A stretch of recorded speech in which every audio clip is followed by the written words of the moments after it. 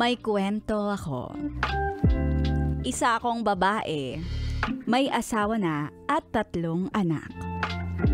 Gusto ko lang i-share ang intimate love and fantasies ko with my ex-boyfriend. Yes, sa ex ko talaga. Hindi naman na kami nagkita after breakup. Pero sa 7 taon na yon, natapos ang lahat sa amin. Para ngayon nga bumabalik siya sa alaala ko. Namimiss ko siya. Ha? Don't get me wrong. Wala naman akong balak na makipag-communicate ulit kay ex. Dahil happy and contented ako sa pamilya ko ngayon.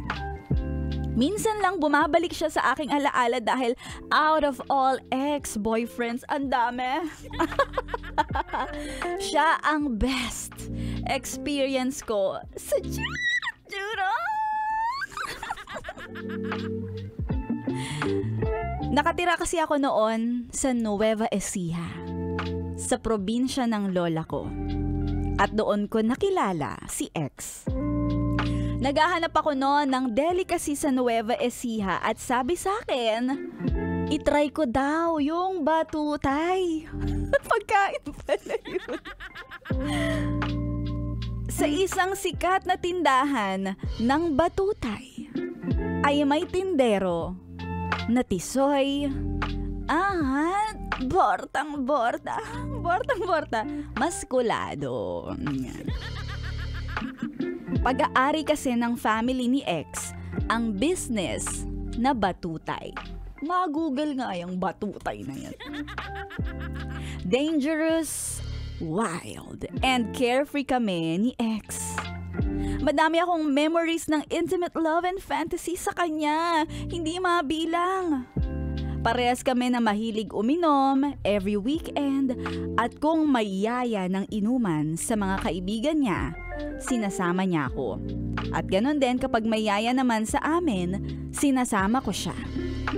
We were inseparable and we were young, wild, and free. After inuman, magpapanggap ako na lasing at pupunta sa CR para tumawag ng uwak! At si ex naman, ready para alalayan ako. Kuno.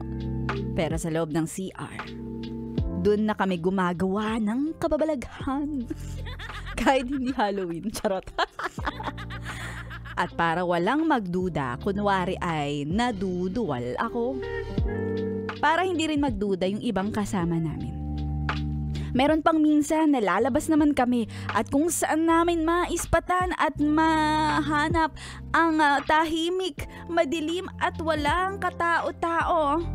Mapaeskinita sa dulo ng jeep na nakaparada o sakay ng motor niya. Mapapadpad kami sa talahipan.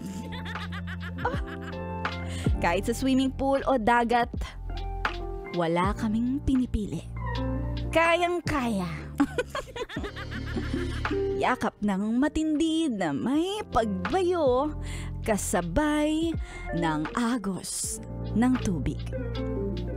Basta pag magkasama kami, walang plano pero nangyayari ito. Siya siguro yung masasabi kong compatible ko pagdating sa tsura. Pero hindi siya perfect. Di sana kami pa rin hanggang ngayon. Siguro naaalala ko lang siya dahil yung mga experiences ko noon, hinahanap ko ngayon. May 3 anak na ako at may asawa na laging busy sa trabaho. At sa ngayon, priority namin ang aming pamilya. But there's nothing more I could wish for.